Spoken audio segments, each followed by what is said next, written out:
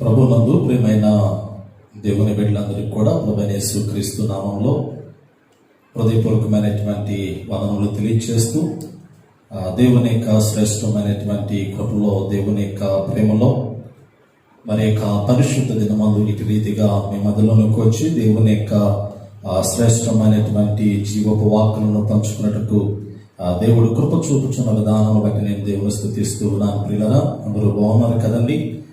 అందరూ తరలో వచ్చినట్లయితే చిన్న ప్రార్థన చేసుకొని నేటి పరిశుద్ధ దిన ఆరాధన మనం ప్రారంభించుకుందాం. చిన్న ప్రార్థన చేసుకుందాం.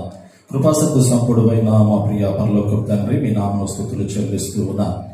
నీ కృపను బట్టి, నీ ప్రేమను బట్టి నాయన ఈ సెప్టెంబర్ మాసంలో 3వ పరిశుద్ధ దిన ఆరాధనలో ప్రభా ఇటు రీతిగా మిమ్మల్ని స్తుతించే భాగ్యాన్ని అనుగ్రహిస్తూ ఉన్నాను. అందును బట్టి స్తుతిస్తూ ఉన్నాను.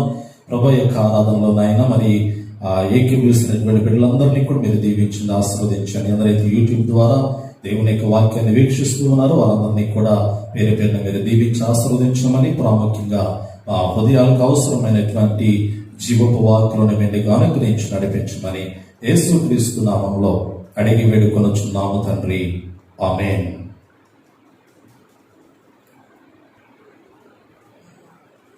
ప్రియులారా, ఈ సమయంలో నేటి పరిశుద్ధ దిన ఆరాధనకి ఏర్పాటు చేయబడిన దేవుని యొక్క లేఖన భాగాన్ని చదువుకుందాం. నేటి పరిశుద్ధ దిన ఆరాధనకై ఏర్పాటు చేయబడి ఉన్న దేవుని యొక్క లేఖన భాగము మొదటి దినవృత్తాంతాల గ్రంథము, పరిశుద్ధ గ్రంథంలో పాత నిబంధన గ్రంథం నుంచి మొదటి దినవృత్తాంతముల గ్రంథము 16వ అధ్యాయము 27వ వచనం నుండి 29వ వచనం వరకు చదువుకుందాం. మొదటి దినవృత్తాంతముల గ్రంథము 16వ అధ్యాయము 27వ వచనము నుండి 29వ వచనం వరకు లేఖన భాగాన్ని మన మధ్యలో ఉన్నటువంటి శ్రీమతి సహోదరి ఎప్సిబా గారు ముందుకు వచ్చి దేవుని యొక్క లేఖన భాగాన్ని చదివి వినిపించవలసిందిగా మనం చేస్తూ ఉన్నాం. ఈ దినమునకై దేవుడు మన కొరకై ఏర్పాటు చేయబడిన దేవుని యొక్క వాక్య భాగము మొదటి దినవృత్తాంతముల గ్రంథము 16వ అధ్యాయము 27వ వచనం నుంచి 29వ వచనం వరకు చదువుకుందాం. ఘనత ప్రభావములు ఆయన సన్నిధిని ఉన్నవి, బలమును సంతోషమును ఆయన యొద్ద ఉన్నవి. జనముల కుటుంబములారా యెహోవాకు చెల్లించుడి, మహిమ బలమును యెహోవాకు చెల్లించుడి. యెహోవా నామమునకు తగిన మహిమను ఆయనకు చెల్లించుడి. నైవేద్యములు చేతపుచ్చుకుని ఆయన సన్నిధికి చేరుడి. పరిశుద్ధాలంకారములకు ఆభరణములను ధరించుకొని ఆయన ఎదుట సాగిలపడుడి. దేవుడు తన పరిశుద్ధ వాక్యం దీవించును గాక. ఆమేన్. దేవుని యొక్క లేఖన భాగాన్ని చదివి వినిపించిన ఎప్సిబా గారికి ప్రత్యేకంగా వందనాలు తెలియజేస్తూ ఉన్నాను. ఈ సమయంలో మరి గ్రేస్ సంజన, వివిత, సామ్యుల్ రాజు ముందుకు వచ్చి ఒక ప్రత్యేకమైనటువంటి పాట పాడిన తరువాత మనము దేవుని యొక్క వాక్యాన్ని ధ్యానించుకుందాం. సుమధుర స్వరముల గానాలతో వేలాది దూతల గళములతో కొనియాడబడుచున్న నా యేసయ్యా, నీకే నా ఆరాధన. సుమధుర స్వరముల గానాలతో వేలాది దూతల గళములతో కొనియాడబడుచున్న నా యేసయ్యా, నీకే నా ఆరాధన. మహదానందమే నాలో పరవశమే, నిన్ను స్తుతించిన ప్రతి క్షణం. మహదానందమే నాలో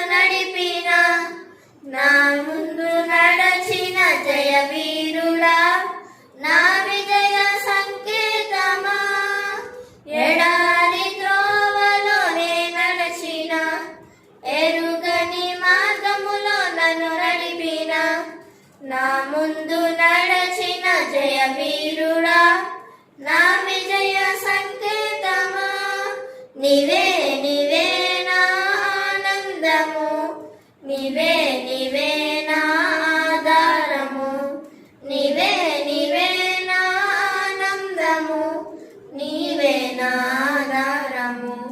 సుమధుర స్వరముల గానాలతో, వేలాది దూతల గళములతో కొనియాడబడుచున్న నా యేసయ్యా, నీకే నా ఆరాధన. సంపూర్ణమైన నీ చిత్తమే, అనుకూలమైన సంకల్పమే జరిగించుచున్నావు నన్ను విడువక. నా ధైర్యము నీవేగా. సంపూర్ణమైన నీ చిత్తమే, అనుకూలమైన సంకల్పమే జరిగించుచున్నావు నన్ను విడువక. నా ధైర్యము నీవేగా.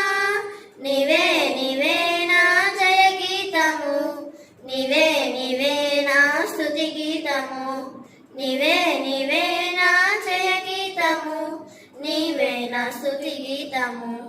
సుమధుర స్వరముల గానాలతో, వేలాది దూతల గళములతో కొనియాడబడుచున్న నా యేసయ్యా, నీకే నా ఆరాధన. వేలాది నదులన్నీ నీ మహిమను, తరంగపు పొంగులు నీ బలమును, పర్వత శ్రేణులు నీ కీర్తినే ప్రకటించుచున్నవేగా. వేలాది నదులన్నీ నీ మహిమను, తరంగపు పొంగులు నీ బలమును, పర్వత శ్రేణులు నీ కీర్తినే ప్రకటించుచున్నవేగా. నీవే నీవే నా అతిశయము, నీకే నీకే నా ఆరాధన. నీవే నీవే నా అతిశయము, నీకే నా ఆరాధన. సుమధుర స్వరముల గానాలతో, వేలాది దూతల గళములతో కొనియాడబడుచున్న నా యేసయ్యా, నీకే నా ఆరాధన. మహదానందమే నాలో పరవశమే, నిన్ను స్తుతించిన ప్రతి క్షణం. మహదానందమే నాలో పరవశమే, నిన్ను స్తుతించిన ప్రతి క్షణం. సుమధుర స్వరముల గానాలతో, వేలాది దూతల గళములతో కొనియాడబడుచున్న నా యేసయ్యా, నీకే నా ఆరాధన. చక్కటి పాట పాడి దేవుని నామాన్ని గణపరిచిన చిన్నారులను దేవుడు దీవించి ఆశీర్వదించునుగాక. తల వంచినట్లయితే చిన్న ప్రార్థన చేసుకుని కొద్ది సమయం దేవుని యొక్క వాక్యాన్ని మనము ధ్యానించుకుందాం. చిన్న ప్రార్థన చేసుకుందాం.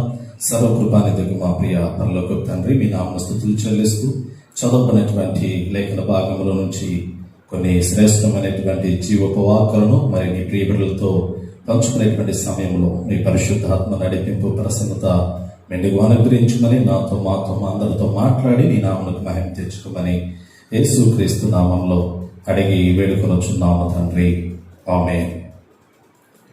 పిల్లరా, దేవుని యొక్క శ్రేష్టమైనటువంటి కృపలో, దేవుని యొక్క ప్రేమలో మరి యొక్క పర్యాయము అందరికీ వందనాలు తెలియజేస్తూ ఉన్నాను. మరి గడిచిన పరిశుద్ధ దినమందు మనము దేవుని యొక్క మహోన్నతమైనటువంటి నామాన్ని ఘనపరుచుకున్నట్టుకు దేవుడు కృపనిచ్చి ఉన్నాడు. నేటి పరిశుద్ధ దినమందు ప్రియులరా, చాలా ప్రాముఖ్యమైనటువంటి శ్రేష్టమైనటువంటి అంశాన్ని నేను మీతో పంచుకోవాలని ఆశపడుతూ ఉన్నాను. దేవుణ్ణి మహిమపరచండి, ఘనపరచండి. ఈ లోకంలో మన సృష్టికర్త అయినటువంటి దేవుని యొక్క మహోన్నతమైనటువంటి నామానికి చెందవలసినటువంటి మహిమను, చెందవలసినటువంటి ఘనత ప్రభావములను నిత్యము దేవుని విడలైనటువంటి వారు దేవునికి చెల్లించవలసినటువంటి అవసరత ఉన్నట్లుగా నేను మీకు జ్ఞాపకం చేస్తూ ఉన్నా. పరిశుద్ధ గ్రంథంలో దేవుడు స్తుతుల మీద ఆసీనులైనటువంటి వాడిగా మనం చూడగలుగుతూ ఉన్నాం. ఈ లోకంలో దేవుడు సృష్టించినటువంటి సృష్టి యావత్తు కూడా దేవుని యొక్క మహోన్నతమైనటువంటి నామాన్ని కనపరుస్తూ ఉన్నాయి. దేవుడు సృష్టించినటువంటి ఈ భూమి కావచ్చు, ఆకాశము కావచ్చు, జలరాశులు కావచ్చు, సముద్రములు ఉన్నటువంటి జలచరములు కావచ్చు, ఈ లోకములు ఉన్నటువంటి ఆ ప్రకృతి అంతయు కూడా దేవుని యొక్క మహోన్నతమైనటువంటి ఘనమైనటువంటి నామాన్ని కీర్తిస్తూ ఉన్నట్లుగా, కొనియాడుతూ ఉన్నట్లుగా మనం చూడగలుగుతూ ఉన్నాం. అదే సమయంలో దేవుని స్వరూపంలో సృష్టింపబడినటువంటి నరులు దేవుని యొక్క మహోన్నతమైనటువంటి నామమునకు మహిమ తీసుకొని రావాలి. దేవుని యొక్క నామాన్ని గణపరచాలని దేవుని యొక్క లేఖనాల్లో దేవుడు ఆజ్ఞాపించి ఉన్నాడు. విధంగా చెప్పాలి అంటే పిల్లలు, ఒకసారి మనం చదివినటువంటి లేఖన భాగాన్ని మనం గమనించగలిగినట్లయితే, మొదటి దినవృత్తాంతాల గ్రంథము 16వ అధ్యాయము 27వ వచనం నుండి చక్కటి మాటలు మనకు అక్కడ జ్ఞాపకం చేయబడుతూ ఉన్నాయి. ఆనాడు మరి ఇశ్రాయేల్ ప్రజలకి దేవుడు సెలవిచ్చినటువంటి మాటలు. ఇశ్రాయేల్ ప్రజల యొక్క జీవితాల్లో బలము కావాలన్నా, వారు సంతోషంగా ఉండాలన్నా కేవలం వారు మాత్రమే కాదు, కానీ నేటి దినాల్లో మనము సంతోషంగా ఉండాలి అంటే, మన కుటుంబాల్లో సమాధానం ఉండాలి అంటే, మనకు నెమ్మది కలగాలి అంటే, ప్రాముఖ్యంగా మన కుటుంబాలు నిత్యము ఆనందకరమైనటువంటి జీవితంలో కొనసాగాలి అంటే మనం ఏమి చేయాలి? చాలా మంది లోకంలోనికి వెళ్ళిపోయి సంతోషాన్ని వెతుక్కుంటున్నారు. లోకములో ఎక్కడో నెమ్మది దొరుకుతుందేమో అనేటువంటి ఆలోచనతో వచ్చి ఉన్నా, కానీ నిజమైనటువంటి ఆ మాట నేను మీకు జ్ఞాపకం చేస్తూ ఉన్నా. పిల్లరా, దేవుడు లేనటువంటి జీవితము అసలు జీవితమే కాదు. దేవుడు ఇచ్చేటువంటి నెమ్మది శాశ్వత కాలము హృదయానికి ఎంతో ఆనందాన్ని కలిగించేటువంటిది. కానీ తాత్కాలికమైనటువంటి ఉపశమనం కొరకు దేవుని విడిచి ఆ లోకంలో సంచరించినటువంటి మనుషుల జీవితాలు మనం చూడగలుగుతూ ఉన్నాం.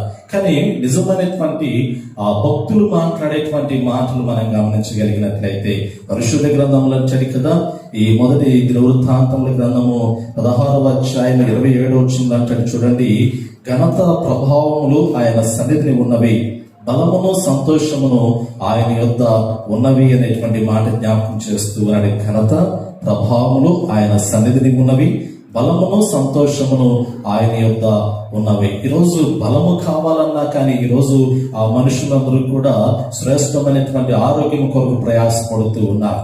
అదే సమయంలో దేవుడిచ్చేటువంటి ఆత్మీయమైనటువంటి బలము కావచ్చు, శారీరక పరమైనటువంటి బలము కావచ్చు, అది ఎక్కడ దొరుకుతుందంటే యెహోవా యందు భయభక్తులు కలిగి వలన ఒక నరుడు దీర్ఘాయుష్మంతుడిగా పిలువబడుతూ ఉన్నాడు. యెహోవా యందు భయభక్తులు కలిగి ఉన్నప్పుడు దేవుడు వారికి అవసరమైనటువంటి ఆ హృదయ సంతోషాన్ని, హృదయ ఆనందాన్ని అనుగ్రహిస్తున్నట్లుగా లేఖనాల్లో మనం చూడగలుగుతూ ఉన్నాం. అందుకే ఇక్కడ భక్తులు జ్ఞాపకం చేస్తూ ఉన్నారు, రండి దేవుని సన్నిధానంలోనికి ప్రవేశించి దేవుని యొక్క నామాన్ని మహిమపరచండి, దేవుని యొక్క నామాన్ని గణపరచండి, దేవుని యొక్క నామాన్ని కీర్తించండి. అప్పుడు మీరు బలవంతులుగా మార్చబడతారు. అదే సమయంలో మీకు అవసరమైనటువంటి సంతోషాన్ని, ఆనందాన్ని దేవుడు మీకు అనుగ్రహిస్తాడు అనేటువంటి ఆ మాటలు ఈ లేఖన భాగంలో మనం చూడగలుగుతూ ఉన్నాం కదండి.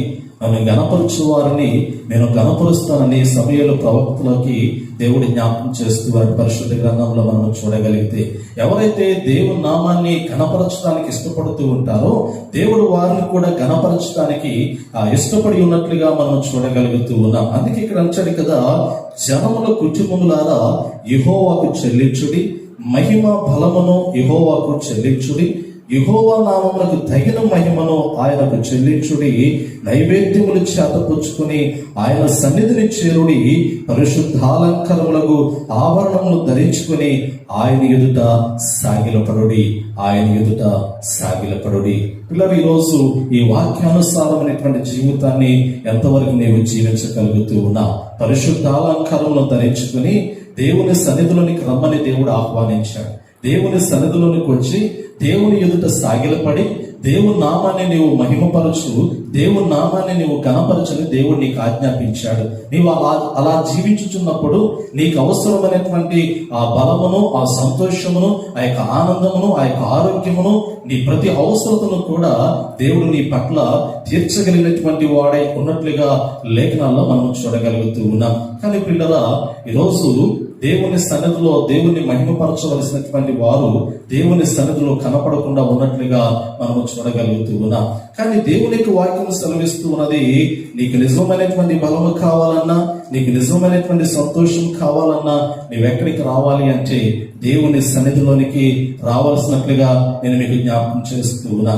ఇంకొక చక్కటి మాట ఇశ్రాయేల్ యొక్క ఆ జీవితాలను మనం గమనించగలిగినట్లయితే పరిశుద్ధ గ్రంథంలో జ్ఞాపకం చేస్తూ ఉన్నాడు పిల్లరా. నిర్గమాకాండము 14వ అధ్యాయంలో మనం చూడగలుగుతూ ఉన్నాం. నిర్గమాకాండము 14వ అధ్యాయము చాలా ప్రాముఖ్యమైనటువంటిది. ఈ అధ్యాయంలో ఇశ్రాయేల్ యొక్క జీవితంలో దేవుని యొక్క మహిమ వారు చూడగలుగుతూ ఉన్నారు.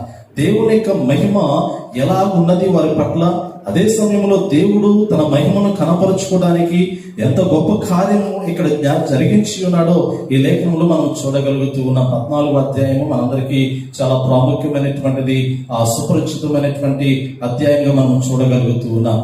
ఈ 14వ అధ్యాయంలో మరి చూడండి, ఇక్కడ అంచడి కదా నిర్గమాకాండము 14వ అధ్యాయం మనం గమనించగలిగితే ఆ ఐగుప్తు జనాంగము ఇశ్రాయేల్ ప్రజల్ని తరుముతున్నటువంటి ఆ సన్నివేశాన్ని మనం చూడగలుగుతూ ఉన్నాం.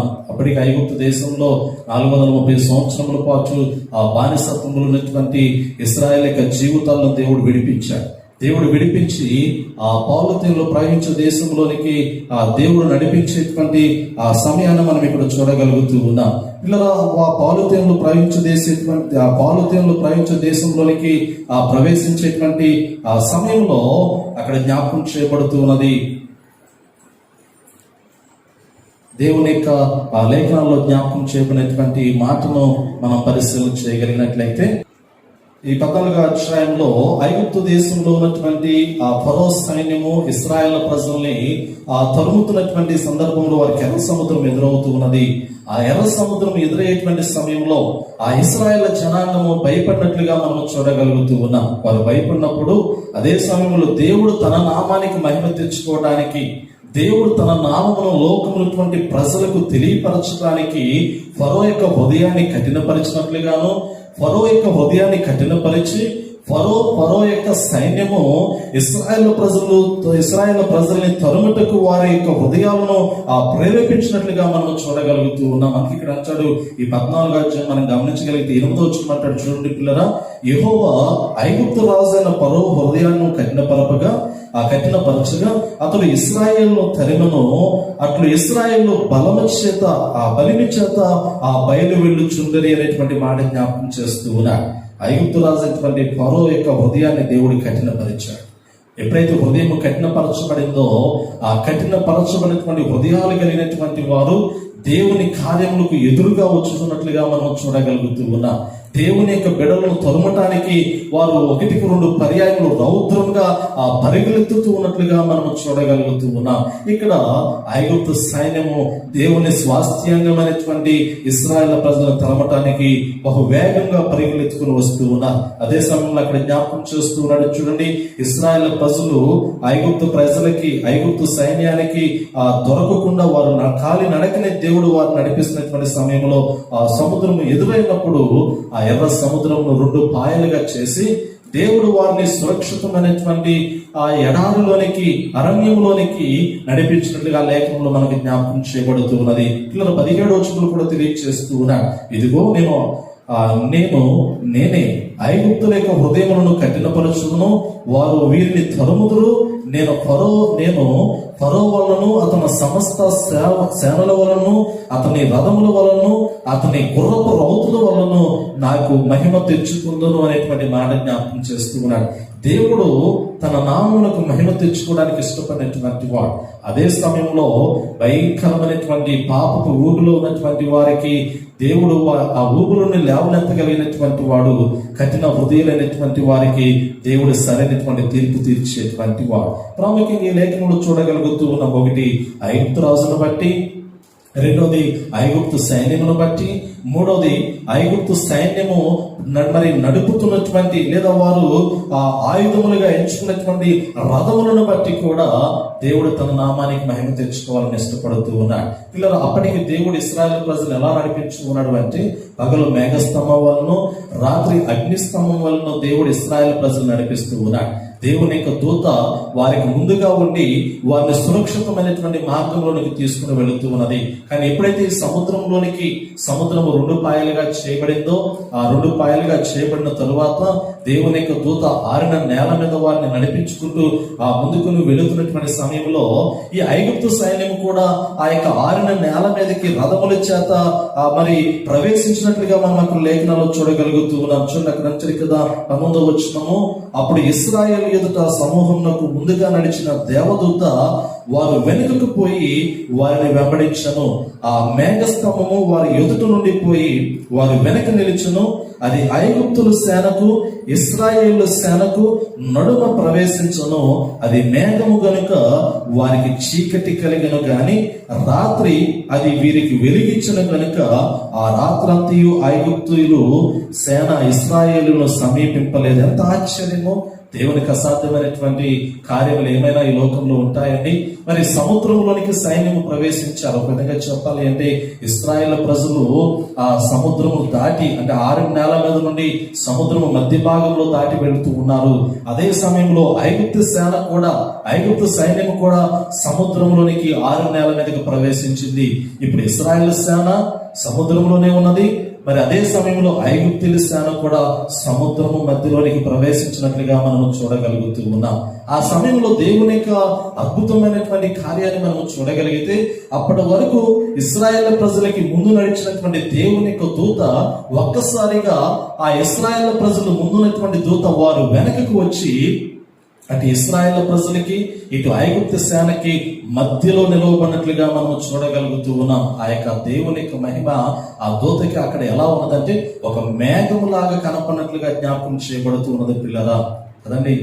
ఇశ్రాయేల్ ప్రజలు దేవుడు పగలు మేఘస్తంభం వలన, రాత్రి అగ్నిస్తంభం వలన దేవుడు నడిపించాడు. ఇక్కడ ఇశ్రాయేల్ ప్రజలకి ఐగుప్తు సేనకి మధ్య ఎవరు వచ్చారంటే ఒక మేఘము వచ్చినట్లుగా మనం చూడగలుగుతూ ఉన్నాం. ఆ మేఘము దేవుని యొక్క దూత ఆ ప్రజలకి ఈ ప్రజలకి అడ్డుగోడగా నిలబడినటువంటి సమయంలో ఎదురున్నటువంటి ఇశ్రాయేల్ జనాంగానికేమో వెలుగు కనపడుతూ ఉన్నది, వెనుకున్నటువంటి ఐగుప్తు సేనకేమో చీకటిమయమైపోయినట్లుగా మనం చూడగలుగుతూ ఉన్నాం. పిల్లరా, దేవునికి యొక్క అద్భుతమైనటువంటి కార్యాలు.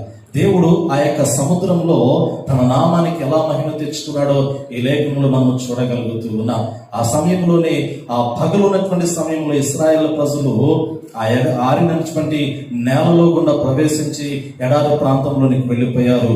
కానీ ఐగుప్తు సేన మొత్తము కూడా, ఐగుప్తు సైన్యం అంతా కూడా సముద్రపు మధ్య భాగంలోకి వచ్చి చీకటిగా ఉండటం వలన అక్కడే ఆగిపోయారు. పిల్లరా, తెల్లవారుజామున నాకు లేఖనంలో జ్ఞాపకం చేస్తూ ఉన్నాడు.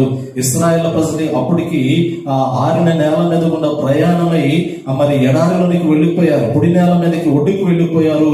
కానీ అదే సమయంలో మేఘము మరలా వేకువజామునే అవుతున్నటువంటి సమయంలో అక్కడ జ్ఞాపకం చేస్తూ ఉన్నాడు. 23వ వచనం పరిశీలన చేద్దాం. ఐగుప్తీయులను, ఫరో గుర్రములను, రథములను, రౌతులను వారిని తరిమి సముద్ర మధ్యమున చేరిరి. అయితే వేకువజామున యెహోవా ఆ అగ్ని మేఘమయమైన స్తంభము నుండి ఐగుప్తీయుల దొండు వైపు చూచి ఐగుప్తీయుల దొండును కలవరపరిచి అనేటువంటి మాట జ్ఞాపకం చేస్తూ ఉన్నాడు. ఎప్పుడైతే ఆ యొక్క మేఘంలో నుండి ఆ వెలుగు రావడం ప్రారంభించిందో తెల్లవారు వేకువజామున, ఎందుకంటే ఆ రాత్రంతా కూడా వారి చీకటిగా ఉన్నది, ఇశ్రాయేల్ ప్రజలకి వెలుతురుగా ఉన్నది, వారు ప్రయాణమై వెళ్ళిపోయారు. ఆ మరలా వేకువజామున వారికి ఆ చీకటి పొరలు తొలగిపోతున్నటువంటి సమయంలో ఆ మేఘం నుండి ఎవరు కనపడ్డారు అంటే దేవుడు, అగ్ని అయినటువంటి దేవుడు, దహించు అగ్ని అయినటువంటి దేవుడు ఆ మేఘముల నుండి ఐగుప్తు సేనకి కనపడినట్లుగా మనం చూడగలుగుతూ ఉన్నాం. ఐగుప్తు సైన్యములకు కనపడి ఐగుప్తు ప్రజలను కలవరపరిచినట్లుగా మనం చూడగలుగుతూ ఉన్నాం. పిల్లరా, ఆ మరుక్షణమే ఆ సముద్రము 2 పాయలుగా చీలిపోయినటువంటి సముద్రము ఒక్కసారిగా కలిసిపోయి ఐగుప్తు సైన్యం అంతటినీ కూడా జల సమాధి చేసినట్లుగా మనకు అక్కడ జ్ఞాపకం చేయబడుతున్నది. 28వ వచనం అంటాడు కదా, నీళ్లు తిరిగి వచ్చి ఆ రథములను, రౌతులను వారి వెనుక సముద్రంలోనికి వచ్చిన ఫరో యొక్క సర్వసేనను కప్పివేసెను, వారిలో ఒక్కడైనను మిగిలి ఉండలేదు అనేటువంటి మాట జ్ఞాపకం చేయబడుతూ ఉన్నది. ఇలా దేవుని యొక్క వాక్యంలో ముందే ముందే మనం గమనించి ఉన్నాము. ఫరో వలనను, ఫరో సైన్యముల వలనను, అదే సమయంలో ఫరో యొక్క రథముల వలనను దేవుడు తన నామానికి మహిమ తెచ్చుకుంటారని సెలవిచ్చుకున్నాడు. ఇప్పటికీ కూడా ఇశ్రాయేల్ దేశంలో మనం గమనించగలుగుతూ ఉన్నాం. ఆ సముద్రంలో ఫరో యొక్క రథములు ఆ సముద్రపు అడుగు భాగంలో ఇంకా ఆ విధంగానే ఉన్నాయని చరిత్రకారులు జ్ఞాపకం చేస్తూ ఉన్నారు. అంటే వాటి ద్వారా కూడా దేవుడు తన నామానికి మహిమ తెచ్చుకుంటూ ఉన్నట్లుగా మనం చూడగలుగుతూ ఉన్నాం. నిజమే పిల్లరా, దేవుణ్ణి ఆశ్రయించినటువంటి వారి జీవితాలు ఎలా ఉంటాయి అంటే, ఎటువంటి పరిస్థితులు వచ్చినప్పటికీ కూడా, వారి గాఢాంధకారపు లోయలో సంచరించినప్పటికీ కూడా సురక్షితమైనటువంటి మార్గంలో దేవుడు వారి జీవితాన్ని నడిపించుచూ ఉన్నాడు. ఈరోజు పిల్లరా, ఇశ్రాయేలు ప్రజలకి దేవుడు తన కాపుదలనిచ్చి క్షేమకరమైనటువంటి మార్గంలో నడిపించాడు. ఐగుప్తు సైన్యము ప్రజల్ని తరుముతూ ఉన్నప్పటికీ కూడా వారి జీవితంలోనికి అకస్మాత్తుతో కూడినటువంటి ఆ మరణాన్ని దేవుడు ప్రవేశపెట్టినట్లుగా మనం చూడగలుగుతూ ఉన్నాం. కాబట్టి ఈరోజు దేవుని బిడ్డలుగా పిలువబడినటువంటి మన ఆత్మీయ జీవితాలను ఒకసారి పరిశీలన చేసుకోవాలి. దేవుని యొక్క రెక్కల చోటున క్షేమకరమైనటువంటి సురక్షితమైనటువంటి జీవితము నీవు కలిగి ఉన్నావా అనేటువంటి ఒక ఆలోచన ఈరోజు మనం పరిగణలోనికి తీసుకోవాలి. ఎందుకంటే దేవుని నమ్మినటువంటి వారిని దేవుడు ఎన్నడూ కూడా విడిచిపెట్టేటువంటి వాడు కాదు. దేవుని మీద ఆధారపడినటువంటి జీవితాలను దేవుడు తృణీకరించేటువంటి వాడు కాదు. కాకపోతే ఏమిటంటే, నీవు హృదయపూర్వకంగా దేవుని హత్తుకుని జీవించే వాడై ఉండాలి. నీవు హృదయపూర్వకంగా దేవుని యొక్క శ్రేష్టమైనటువంటి ఆ జీవపు వాక్కులకు అనుకూలమైనటువంటి జీవితాన్ని జీవించేటువంటి వాడై ఉండాలి. ఇక్కడ ఎర్ర సముద్రంలో నుండి ఇశ్రాయేలు ప్రజలు బయటకు రాగలిగారు. కానీ ఆ తర్వాత ఆరిన నేల మీద అరణ్యంలో వారు నడిపించబడుతున్నటువంటి సమయంలో వారి యొక్క వ్యక్తిగతమైనటువంటి హృదయ ఆలోచనలు బట్టి మరలా వారు మరణాన్ని చూడవలసి వచ్చింది. పిల్లరా, ఐగుప్తు దేశ ప్రజలకేమో, అంటే ఐగుప్తు సైన్యానికేమో ఎర్ర సముద్రంలో దేవుడు తన నామానికి మహిమ తెచ్చుకోవడానికి మరణానికి వారిని అప్పగించాడు. రెండోది, అరణ్యంలోనికి వచ్చినటువంటి ఇశ్రాయేలు ప్రజల జీవితాలను మనం గమనించగలిగినట్లయితే వారి యొక్క వ్యక్తిగతమైనటువంటి స్వలాభం కొరకు లేదా వ్యక్తిగతమైనటువంటి హృదయ ఆలోచనలు నెరవేర్చుకోవడానికి దేవుని మీద సనిగి వారందరికీ వారి జీవితంలోనికి మరణాన్ని తెచ్చుకున్నట్లుగా మనం చూడగలుగుతూ ఉన్నాం. కానీ ఎవరైతే పూర్ణ హృదయంతో, పూర్ణ ఆత్మతో, పూర్ణ వివేకంతో దేవుని వెతికేటువంటి వారు ఉన్నారో, దేవుణ్ణి ఆరాధించేటువంటి వారు ఉన్నారో, దేవుని మహిమపరిచేటువంటి వారు ఉన్నారో, వారిని దేవుడు క్షేమకరమైనటువంటి మార్గంలోనికి ప్రవేశపెట్టినట్లుగా లేఖనాల్లో మనకి జ్ఞాపకం చేయబడుతూ ఉన్నది. పిల్లరా, నిజమే. ఈరోజు మన ఆత్మీయ జీవితాన్ని ఈ విధమైనటువంటి వాక్యం ద్వారా మనం పరిశీలన చేసుకుందాం. మనం ఎంతవరకు దేవుని యొక్క నామమునకు ఆ మహిమ తీసుకుని రాగలుగుతూ ఉన్నాం. పరిశుద్ధ గ్రంథంలో కదా ఇందాక మనం చదివినటువంటి లేఖన భాగంలో దేవుని యొక్క సన్నిధిలోనికి రండని దేవుడు ఆహ్వానించాడు.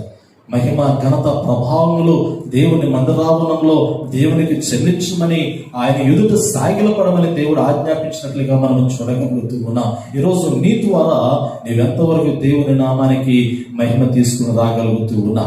దేవుడు నీ పట్ల, నీ కుటుంబం పట్ల చేసినటువంటి మేలును బట్టి నీవెంతవరకు దేవునికి కృతజ్ఞతాస్తులు దేవుని సముఖములో చెల్లించగలుగుతూ ఉన్నా ఒకసారి పరిశీలించుకోవాల్సినటువంటి అవసరత ఉన్నది. అందుకే లేఖనంలో అంటాడు, మొదటి దినవృత్తాంతముల గ్రంథము 16వ అధ్యాయము 8వ వచనాన్ని కూడా ఒకసారి మనం చూడగలిగితే ఆ వచనంలో కూడా అంటాడు, పిల్లరా, యెహోవాకు కృతజ్ఞతాస్తులు చెల్లించుడి, ఆయన నామములను ప్రకటన చేయుడి, ఆయన కార్యములను జనములలో తెలియచేయుడి, ఆయనను గురించి పాడుడి, ఆయనను కీర్తించుడి, ఆయన అద్భుత క్రియలన్నిటిని గురించి సంభాషణ చేయుడి, ఆయన పరిశుద్ధ నామమును బట్టి అతిశయించుడి, యెహోవాను వెతుకువారు హృదయమందు సంతోషించుదురుగాక. ఎంతో శ్రేష్టమైనటువంటి మాట. నేటి దినాల్లో పిల్లల దేవుని వాక్యం సెలవిస్తూ ఉన్నది, దేవుని నామాన్ని ప్రకటించండి, దేవుని సన్నిధిని వెదకండి, దేవుని సన్నిధిలో ఆయన కీర్తించండి, ఆయన యొక్క అద్భుత కార్యముల గురించి సంభాషించండి, ఆయన నామాన్ని అన్యజనుల మధ్య ప్రకటించండి. అదే సమయంలో దేవుని వెతికేటువంటి హృదయం ఏదైతే ఉంటుందో అది నిత్యము సంతోషించేటువంటి హృదయం అనేటువంటి మాట లేఖనాల్లో జ్ఞాపకం చేయబడుతున్నది. మరి ప్రస్తుత దినాల్లో అయితే దేవుని సన్నిధిని వెతికేటువంటి ఆ హృదయాలు కనరాలేకపోతూ ఉన్నాయి. ఈరోజు దేవుని సన్నిధిలో హృదయపూర్వకంగా ఆరాధించే పలు హృదయాలు కొనుమరుగైపోతూ ఉన్నాయి. ఎక్కడ చూసినా కానీ ఆన్లైన్ వర్షిపే ఒక విధంగా చెప్పాలి అంటే ఆన్లైన్ వర్షిప్ అనేటువంటి మాట మరి ప్రస్తుత దినాల్లో వినపడుతున్నటువంటి మాట. నేటి దినాల్లో సాతానుడు పిల్లల చాలా తేలికగా క్రైస్తవ విశ్వాసుల యొక్క హృదయాలను లోక సంబంధమైనటువంటి హృదయాలుగా మార్చివేశాడు. అటు రీతిలో ముందుకు సాతానుడు ఈ లోకంలో మనుషుల యొక్క ఆలోచనలు తీసుకుని వెళుతూ ఉన్నాడు. నిజమే, ఆన్లైన్ వర్షిప్లో ఆన్లైన్ ఆ క్రైస్తవులకు విధంగా చెప్పాలి అంటే ఆన్లైన్లో ఆరాధనలు జరుగుతూ ఉన్నాయి, ఆన్లైన్లోనే ఆ క్రైస్తవులుగా వారి జీవితాల ముందు కొనసాగిస్తూ ఉన్నారు. కానీ దేవుని సన్నిధిలో ఉండేటువంటి ఆత్మీయమైనటువంటి సంతోషము, ఆత్మీయమైనటువంటి ఆనందము మరి ఆన్లైన్లో మనకు లభిస్తుందా అంటే అది లభించదు అనేటువంటి మాట ఖచ్చితంగా మనం చెప్పగలం ప్రియులారా. కానీ దేవుని సన్నిధిలో కనపడేటువంటి జీవితం ఏదైతే ఉంటుందో అది దేవుడు సురక్షితమైనటువంటి ఆ మార్గంలో నడిపించేటువంటి జీవితంగా ఉన్నట్లుగా నేను మీకు ఆ బాహుతంగా జ్ఞాపకం చేస్తూ ఉన్నాను పిల్లరా. నేటి దినాలు ప్రస్తుత భయంకరమైనటువంటి గడ్డు కాలాన్ని క్రైస్తవ లోకము ఎదుర్కొంటూ ఉన్నది. ఇదే అదునుగా భావించేటువంటి ఆ కొన్ని అతీతమైనటువంటి శక్తులు విధంగా చెప్పాలి అంటే క్రైస్తవ విశ్వాసులను ఆత్మీయంగా బలహీనపరిచి సంఘములను శాశ్వతముగా మూసివేయటానికి కూడా కొన్ని శక్తులు ప్రయత్నిస్తూ ఉన్నట్లుగా మనం ఎరిగినటువంటి వారమే, నేటి దినాల్లో చూస్తున్నటువంటి వారమే. కానీ పిల్లలు ఏదేమైనప్పటికీ కూడా ప్రతి దానిని ఎదుర్కొన్నట్టుకు క్రైస్తవ విశ్వాసుడు సన్నద్ధుడిగా ఉండాలి అనేటువంటి మాట పరిశుద్ధ గ్రంథంలో దేవుడి జ్ఞాపకం చేస్తూ ఉన్నాడు. ఎందుకంటే కదా ఆత్మీయమైనటువంటి అలంకారములను ధరించుకొని దేవుని సన్నిధికి పరిగెత్తుకొని రండి, ఆయన సన్నిధిలో సాగిలపడుడి అనేటువంటి మాట జ్ఞాపకం చేస్తూ ఉన్నాడు. పరిశుద్ధ గ్రంథంలో కీర్తన గ్రంథము ఒక మాట మనం గమనించగలిగితే ఈ కీర్తన గ్రంథము 19వ సంకీర్తన, ఆ 19వ సంకీర్తనలో కూడా కోరహు కుమారులు ఒక చక్కటి మాట జ్ఞాపకం చేస్తూ ఉన్నారు పిల్లరా. కీర్తన గ్రంథాన్ని మనం చాలా చక్కగా పరిశీలన చేయవచ్చు. ఆ గ్రంథంలో అంటే దావీదు భక్తుడి కానీ అదే సమయంలో కోరహు కుమారులు రచించినటువంటి 84వ సంకీర్తన కానీ ఈ కీర్తనలు మనం గమనించగలిగితే వారు దేవుని యొక్క నామాన్ని ఎంతో మహింపరిచారు. 19వ కీర్తనలో దావీదు భక్తుడు దేవుని నామాన్ని మహింపరుస్తూ నడుచున్నక్కడ కదా, ఆకాశములు దేవుని మహిమను వివరించున్నవి, అంతరిక్షము ఆయన చేతి పనులను ప్రచురపరుచున్నది, పగటికి పగలు బోధ చేయుచున్నది, రాత్రికి రాత్రి జ్ఞానము తెలుపుచున్నది. వాటికి భాష లేదు, మాటలు లేవు, వాటి స్వరము వినపడదు, వాటి కొలనలు భూమి అందంతటా వ్యాపించి ఉన్నది, లోక దిగంతముల వరకు వాటి ప్రకటనలు బయలు వెళ్ళుచున్నవి. నిజంగా చెప్పాలి అంటే దేవుడు ఇక్కడ జ్ఞాపకం చేస్తూ ఉన్నాడు, వాటికి భాష లేదు, మాటలు లేవు అంటే. నిజమే కదండి, ఆకాశము దేవుని మహింపరుస్తూ ఉన్నది కానీ దానికి భాష లేదు, దానికి మాట లేదు. కానీ నీకు నాకు దేవుడు నోరిచ్చాడు విధంగా చెప్పాలి అంటే, నీకు నాకు దేవుడు జ్ఞానాన్ని ఇచ్చాడు, నీకు నాకు దేవుడు ఒక భాషను అనుగ్రహించుకున్నాడు దేవుని నామాన్ని మహింపరచడానికి. కానీ ఏ విధమైనటువంటి నోరు లేనటువంటి, ఏ విధమైనటువంటి భాష లేనటువంటి ప్రకృతి దేవుని నామాన్ని మహిమపరుస్తూ ఉన్నట్లుగా దేవుడు లేఖనాల్లో జ్ఞాపకం చేస్తూ ఉన్నాడు పిల్లరా. ఎంత శ్రేష్టమైనటువంటి మాట. నేను వాటికి నోరేవలేదు, నేను వాటికి భాష ఇవ్వలేదు, కానీ అవి నిత్యము కూడా నా నామాన్ని కనపరుస్తూనే ఉన్నాయి, అవి నిత్యము కూడా నా నామాన్ని మహింపరుస్తూనే ఉన్నాయి. అందుకే వచనంలో అంటాడు పిల్లల, మొదటి వచనంలో అంటాడు ఆకాశములో దేవుని మహిమను వివరించుచున్నవి అంటాడు. నిజంగా ఒకసారి మనం ఆకాశం గురించి ఆలోచన చేయగలిగినట్లయితే ఆకాశము వైశాల్యం అంతా, ఆ ఆకాశమును మరి ఏ విధంగా ఆకాశము గాలిలో వేలాడుతూ ఉన్నది అనేటువంటి ఆలోచన మనం తీసుకోగలిగినట్లయితే పిల్లరా, నిజంగా అది మన జ్ఞానములకు అందనటువంటివి. మనం పీల్చేటువంటి గాలి మన కంటికి కనిపించకపోయినప్పటికీ కూడా మనం బ్రతకడానికి దేవుడు నిత్యము కూడా పంచభూతములను ఈ లోకంలో విధంగా చెప్పాలి అంటే నీరు, గాలి, భూమి, ఆకాశము, నిప్పు, ఈ పంచభూతములో ఏ ఒక్కటి లేకపోయినా కానీ నీ జీవితము రాలిపోయినటువంటి జీవితమే ఒక విధంగా పిల్లరా. కానీ దేవుడు నీవు బ్రతకటానికి, నీవు సజీవమైనటువంటి జీవితాన్ని కలిగి ఉండటానికి ఈ ప్రకృతికి దేవుడు ఆజ్ఞాపించి ఉన్నాడు. కానీ దేవుని సృష్టించినటువంటి ఈ సృష్టి యావత్తు దేవుని చిత్తానికి వ్యతిరేకంగా ఏమైనా బ్రతుకుతుంది, దేవుని చిత్తానికి వ్యతిరేకంగా ఏమైనా వారి కొనసాగుతూ ఉన్నాయంటే అదేమీ లేదు. పరిశుద్ధ గ్రంథంలో అంటాడు కదా, అవి దేవుని చిత్తానికి లోబడే ఉన్నాయి, అవి దేవుని యొక్క స్వరములకు అనుకూలంగా వాటి పనులను కొనసాగిస్తూ ఉన్నాయనేటువంటి సత్యాన్ని దేవుడి జ్ఞాపకం చేస్తూ ఉన్నాడు. దేవుడి గాలిని ఎక్కడి నుండి ఎక్కడికి వీయమని సెలవిస్తూ ఉన్నాడో అవి అలాగే వేస్తూ ఉన్నట్లుగా మనం చూడగలుగుతూ ఉన్నాం. నిజమే పిల్లరా, ఈరోజు దేవుని స్వరూపంలో సృష్టింపబడినటువంటి నరుడు మాత్రమే దేవునికి మహిమ తీసుకుని రాలేకపోతూ ఉన్నాడు. కానీ నరుడికి దేవుడు భాష ఇచ్చాడు, నరునికి దేవుడు స్వరాన్ని ఇచ్చాడు, నరునికి దేవుడు జ్ఞానాన్ని ఇచ్చాడు, నరునికి దేవుడు బ్రతకటానికి అవసరమైనటువంటి ఆయుష్ను కూడా ఇచ్చాడు. కానీ నరుని యొక్క జీవితము దేవుని నామాన్ని మహింపరచడానికి ఉపయోగకరమైనటువంటి జీవితముగా నరుడు తన జీవితాన్ని ఉపయోగించలేకపోతూ ఉన్నాడు, కొనసాగించలేకపోతూ ఉన్నాడు. నిజంగా ఇది బాధాకరమైనటువంటి సంగతి, ఇది ఎంత విచారకరమైనటువంటి సంగతి పిల్లరా.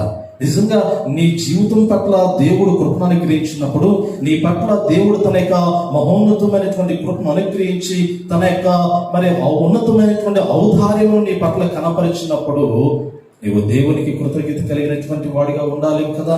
నీవు దేవుని యొక్క నామాన్ని కనపరిచేటువంటి స్థితిలో ఉండాలి కదా. అటు రీతిలో లేనప్పుడు పిల్లరా, దేవుని యొక్క ఉగ్రత అనేటువంటిది ఒకటి ఉన్నది అని జ్ఞాపకం చేసుకోవాల్సినటువంటి అవసరత ఉన్నది. కోరహు కుమారులైతే నిత్యము దేవుని సన్నిధిలో కనపడటానికి ప్రయత్నించినటువంటి వారు, దేవుని నామాన్ని ఎప్పుడు కనపరచాలా, ఎంతగా దేవుని నామంలో దేవునికి మహిమకరంగా ఎదగాల, వర్ధిల్లాలని పరితపించినటువంటి జీవితాలు కలిగినటువంటి వారు, దుక్కు నీటి వాగుల కొరకు ఆశపడుచున్నట్లు దేవాన్ని కొరకు నా హృదయం ఆశపడుచున్నది అనేటువంటి మాట కలిగినటువంటి భక్తులు పిల్లరా. నేటి దినాల్లో బాప్తిస్మిచ్చి యోహాను ఏ విధంగా మండుచు ప్రకాశించినటువంటి దీపం వలె అరణ్యంలో ప్రజల యొక్క హృదయాలను దేవుని తట్టు తిప్పుటకు ఆవేదనతోనూ ఆక్రందనతోనూ స్వార్థ ప్రకటించాడో, ఈరోజు మరలా అటువంటి దినాలు వచ్చాయి. మరలా ఈరోజు అటువంటి ఆ వర్తమానములు అందించవలసినటువంటి, ఖండించవలసినటువంటి ఆ పరిస్థితుల్లో మరలా నేటి దినాల్లోనికి ప్రవేశించి ఉన్నాయనేటువంటి సత్యాన్ని ప్రకటించవలసినటువంటి అవసరత వచ్చి ఉన్నది పిల్లరా. అందుకంటే కదా గొడ్డలి చెట్లు వేరున ఉంచబడి ఉన్నది. తలింపని ప్రతి చెట్టును కూడా ఆయన నరికి వేయటానికి ఇష్టపడి ఉన్నట్లుగా లేఖనాల్లో ఆనాడు బాప్తిస్మిచ్చి యోహాను సెలవిచ్చి ఉన్నాడు. నేను అనుకుంటూ ఉన్నాను, ప్రస్తుత దినము గొడ్డలి ఉంచబడినట్లుగా జ్ఞాపకం చేయబడుతున్నది. కొన్ని జీవితాలు కూడా ఆత్మీయంగా నరికి వేయబడినటువంటి స్థితిలో ఉన్నట్లుగా లేఖనాలను బట్టి మనం చూడగలుగుతూ ఉన్నాం. కానీ పిల్లరా, ఏదేమైనప్పటికీ కూడా దేవుని తట్టు తిరిగినటువంటి హృదయము ధన్యకరమైనటువంటి హృదయము, దేవుని తట్టు తిరగక లోక సంబంధమైనటువంటి ఆలోచనలతో బ్రతుకుతున్నటువంటి హృదయము, అది మృతమైనటువంటి ఆ హృదయముగా మనము చూడగలుగుతూ ఉన్నాం. ఈరోజు నేను ఒక సంఘటన విని ఉన్నాను పిల్లరా. ఆ యూట్యూబ్లో ఫేస్బుక్ లో మరి తిరుగుతున్నటువంటి ఒక వార్త విని ఉన్నాను. తిరుపతి దగ్గర గడిచిన 2 దినముల క్రితం ఒక సేవకుడు మరణించి ఉన్నాడంట. సేవకుడు మరణించినప్పుడు ఆ సేవకునికి మరి సమాధి చేయటానికి ఆ సంఘము ముందుకు రాలేదంటే పిల్లరా. ఆ సంఘములో ఉన్నటువంటి ఆ విశ్వాసులు ఎవరు కూడా అప్పటి వరకు ఆ సంఘానికి ఆ సేవకుడు కాపరిగా ఉన్నాడు. ఆ సంఘాన్ని ఆత్మీయంగా బలపరిచారు. ఆ సంఘాన్ని ఆత్మీయంగా బలపరిచి ఎదిగి వర్ధిల్లింప చేసినప్పుడు ఆ యొక్క సేవకుడు కరోనాతో మరణించాడంట. మరణించిన తరువాత ఆ సంఘంలో ఉన్నటువంటి ఒక్క కుటుంబము కూడా ఆ సేవకుని యొక్క కుటుంబాన్ని పరామర్శించలేకపోయిందంట. కేవలం అంత మాత్రమే కాదు, కానీ సమాధి కార్యక్రమానికి కూడా ముందుకు రాలేకపోతే కొందరు ముస్లిం సహోదరులు మరి ముందుకు వచ్చి, వేరే మతస్థులు ముందుకు వచ్చి ఆ సేవకునికి క్రైస్తవ సంప్రదాయ పద్ధతిలో సమాధి చేశారని గడిచిన దినంలో పేపర్లో చూసి ఉన్నాను పిల్లరా. నిజంగా చూడండి, మానవత్వం ఎటువంటి స్థితిలోనికి వెళ్ళిపోయిందో, క్రైస్తవ విశ్వాస జీవితం ఎంతగా ఆ బలహీనమైపోయిందో, ఏ సంఘము కొరకైతే సేవకుడు ప్రయాసపడి ఉన్నాడో ఆ సేవకుడు ప్రాణార్పణం చేసినప్పుడు ఆ సంఘము కనీసము కూడా అతని గురించినటువంటి ఆలోచన చేయలేదు. ఆ సమయంలో ఎవరు అతని గురించి ఆలోచన చేశారు అంటే, దేవుని ఎరగనటువంటి వారు లేదా దేవుని విశ్వసించినటువంటి వారు ముందుకు వచ్చి మరి ఆ యొక్క శవపేటికను వారు భుజాల మీద మోస్తూ తీసుకుని వెళ్ళి సమాధి చేసినటువంటి ఫోటో ఆ యొక్క న్యూస్ నిన్నటి దినాన మనం చూడగలుగుతూ ఉన్నాం. ఎక్కడ ఆత్మీయ జీవితము? నిజంగా ఆ యొక్క సమయంలో ఒక కామెంట్ కూడా నేను చూస్తున్నాను పిల్లరా. సహజంగా ఎవరైనా మరణించినప్పుడు రెస్ట్ ఇన్ పీస్ అనేటువంటి ఆ మాట పెడుతూ ఉన్నారు. కానీ ఆ సమయంలో నేను ఒక మాట కూడా గమనించున్నాను. రెస్ట్ ఇన్ పీస్ అనేటువంటి మాట నిజంగా సేవకుడు మరణించాడు కదా, సేవకుని యొక్క ఆత్మకు ఆ నెమ్మది కలగాలని ఆ రిప్ అనేటువంటి మాట చూశాను. అదే సమయంలో ఇంకొక మాట కూడా గమనించాను పిల్లరా. చనిపోయినది సేవకుడి కాదు, అతను జీవం కలిగినటువంటి వాడు. చనిపోయినది ఆ సంఘానికి నేను రిప్ పెట్టాననేటువంటి మాట జ్ఞాపకం చేస్తున్నాను. రెస్ట్ ఇన్ పీస్, మృతమైనటువంటిది సంఘము. నిజంగా చనిపోయినటువంటి శవం ఏదైతే ఉండదో అది కుళ్ళు పడుతూ ఉండదేమో కానీ, అది కంపు కొడుతూ ఉండదేమో కానీ, ఆ సంఘం యొక్క హృదయము సజీవంగా వారు అనుకుంటున్నారు. కానీ వారు హృదయాలు కంపు కొడుతున్నటువంటి హృదయాలు అనేటువంటి మాట అక్కడ చూసి ఉన్నాను పిల్లరా. ఎంత బాధాకరమైనటువంటి సంఘటన. నేటి దినాల్లో పరిస్థితులు ఏ విధంగా దిగజారిపోతూ ఉన్నాయనేటువంటి ఆలోచన మనం చేసినప్పుడు నిజంగా దేవుని సన్నిధిలో హృదయపూర్వకంగా ఆత్మీయంగా దేవుని ఆరాధించవలసినటువంటి వారు కనుమరుగైపోతూ ఉన్నారు. ఈ సమయంలో సాతానుడు క్రైస్తవ విశ్వాసం చిన్నాభిన్నము చేయుటకు తన బలాన్ని పుంజుకుంటూ ఉన్నట్లుగా నేటి సమాజంలో జరుగుతున్నటువంటి సంఘటనలు బట్టి మనం చూడగలుగుతూ ఉన్నాం. అందుకే దేవుని యొక్క లేఖన భాగంలో దేవుడు జ్ఞాపకం చేస్తూ ఉన్నాడు. యెషయా గ్రంథము 6వ అధ్యాయాన్ని మనం గమనించగలిగితే, యెషయా గ్రంథము 6వ అధ్యాయంలో దేవుడు దేవాలయంలో ఆసీనుడై ఉన్నాడు. పిల్లరా, మనందరికీ తెలిసినటువంటి సత్యమే. ఆకాశమేమో దేవుని యొక్క సింహాసనము, భూమి దేవుని యొక్క పాదపీఠం అని దేవుని యొక్క వాక్యం సెలవిస్తూ ఉన్నది. దేవుడు దేవుని యొక్క ఆ సన్నిధిలో దేవుని యొక్క మందిరావరణంలోనికి ప్రవేశించినప్పుడు చూడండి కదా, 6వ అధ్యాయం మొదటి 6 వచనాలు మనం గమనించగలిగితే, రాజైనటువంటి ఉజ్జియా మృతి నొందిన సంవత్సరమున అత్యున్నతమైన సింహాసనమందు ప్రభువు ఆసీనుడై ఉండగా నేను చూచితిని. ఆయన చొక్కాయి అంచులు దేవాలయము నిండుకుని ఉండెను అనేటువంటి మాట. అత్యున్నత సింహాసనం మీద ప్రభువు ఆసీనుడై ఉన్నాడు. నిజంగా ఎంత అద్భుతమైనటువంటి మాట. దేవుని యొక్క నామము మహిమపరిచేటువంటి మాట. దేవుడు తన నామానికి ఘనత తెచ్చుకోవడానికి అత్యున్నతమైనటువంటి సింహాసనం మీద ఆసీనుడై ఉన్నప్పుడు ఆయన చొక్క అంచులు ఎక్కడ ఉన్నాయంటే దేవాలయంలో ఉన్నట్లుగా మనం చూడగలుగుతూ ఉన్నాం. ఎందుకంటే ఈ భూమి ఆయన పాదపీఠము కాబట్టి ఆయన తన పాదములు భూమి మీద మోపి ఆకాశంలో ఒక సింహాసనముగా మరల్చుకొని ఆ అత్యున్నతమైనటువంటి సింహాసనం మీద ఆయన ఆసీనుడై ఉన్నప్పుడు ఆయన ఆరాధించేటువంటి సమూహాన్ని మనం గమనించగలిగినట్లయితే పిల్లరా, ఆ దేవాలయంలో ఆయన ఆరాధించుటకు మనుషులు కానరలేకపోయినట్లుగా మనం చూడగలుగుతూ ఉన్నాం. ఎవరు ఆయన ఆరాధిస్తూ ఉన్నారు? ఎవరు ఆయన నామాన్ని మహింపరుస్తూ ఉన్నారు? ఎవరు ఆయన నామాన్ని గణపరుస్తూ ఉన్నారు అంటే యెషయా భక్తుడు జ్ఞాపకం చేస్తూ ఉన్నాడు కదా, అపవిత్రమైనటువంటి పెదవులు కలిగినటువంటి ఎవరు కూడా ఆయన ఆరాధించలేరు. ఒకవేళ ప్రభు అని ఒకవేళ నోటి మాటకి పిలుస్తారేమో కానీ ఆ పిలుపు ప్రభువును సమీపించేటువంటి పిలుపు అయితే కాదు. ఆ పిలుపులో ప్రభువు నామము మహింపరిచేటువంటి పిలుపు అయితే లేదు అనేటువంటి మాట మనం చూడగలుగుతూ ఉన్నాం. అలా పిలిచినటువంటి వారు ఆయన సన్నిధిలో నిలవబడలేరు. ఎవరు ఆయన సన్నిధిలో నిలవబడగలరంటే పిల్లరా, హృదయపూర్వకంగా ఆత్మతోనూ సత్యముతోనూ పశ్చాత్తాపముతోనూ వారిలో ఉన్నటువంటి పాపపు స్వభావాన్ని సంపూర్ణంగా తొలగించుకున్నటువంటి వారు, నిజంగా దేవుని కొరకే వారి హృదయాలను ఆయన తట్టు తిప్పుకున్నటువంటి వారు మాత్రమే ఆయన సన్నిధిలో నిలవబడగలరు అనేటువంటి సత్యాన్ని ఇక్కడ జ్ఞాపకం చేస్తూ ఉన్నాడు. కానీ పిల్లలు చూడండి, కెరూబులు సెరూబులు దేవుని యొక్క నామాన్ని మహింపరుస్తూ ఉన్నట్లుగా అక్కడ యెషయా ప్రవక్త మనకు జ్ఞాపకం చేస్తూ ఉన్నాడు. మందిరంలో చూడగా, మందిరంలో ఆరాధించుటకు ఇశ్రాయేలు ప్రజలు ఎవరూ కూడా కనపడలేదు. కానీ సెరూబులు కెరూబులు మందిరంలో నిలిచి ఆరేసి రెక్కలు ఉండి చూడ అక్కడ అంచాడు కదా 2వ వచనం, ఆయనకు పైగా సెరూబులు నిలిచి ఉండరి, ఒక్కొక్కరికి 6 రెక్కలుండెను, ప్రతివాడు 2 రెక్కలతో తన ముఖమును 2తో తన కాళ్ళను కప్పుకొనొచ్చు 2తో ఎగురుచుండెను. వారు సైన్యములకు అధిపతికి యెహోవా పరిశుద్ధుడు పరిశుద్ధుడు పరిశుద్ధుడు, సర్వలోకము ఆయన మహిమతో నిండి ఉన్నది. సర్వలోకము ఆయన మహిమతో నిండి ఉన్నది. దేవుని యొక్క దూతలు దేవుని స్తుతిస్తూ ఉన్నాయి. దేవుడు తన నామానికి మహిమ తెచ్చుకుంటూ ఉన్నాడు. దేవుని నామానికి మహిమ తెచ్చుకునేటువంటి విషయంలో మొదటిగా మీకు జ్ఞాపకం చేసి ఉన్నాను, ఆకాశముల ద్వారా, భూమి ద్వారా, ఈ లోకంలో ప్రకృతి ద్వారా దేవుడు తన నామానికి మహిమ తెచ్చుకుంటూ ఉన్నాడు. రెండోది, దేవుని యొక్క దూతల ద్వారా తన నామానికి దేవుడు మహిమ తెచ్చుకుంటూ ఉన్నాడు.